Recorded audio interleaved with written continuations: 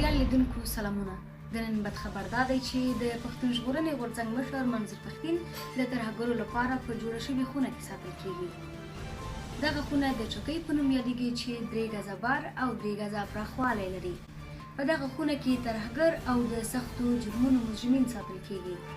هر هغه کسان چې په دغه خونه کې ساتل کیږي بهر نه پرېښودل کیږي او خواړه د یوه کوچني سوري له لارې ورکول کیږي او ان خپل انساني حاجات هم په همدغه ځای کې رفع کوي.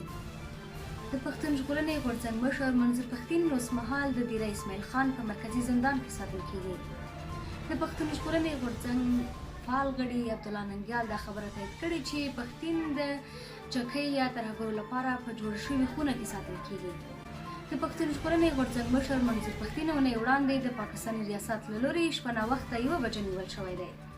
پر هغه تور دی چې د پاکستان قانون نه مني او پر همدغه تور باندې نوموړی نیول شوی دی.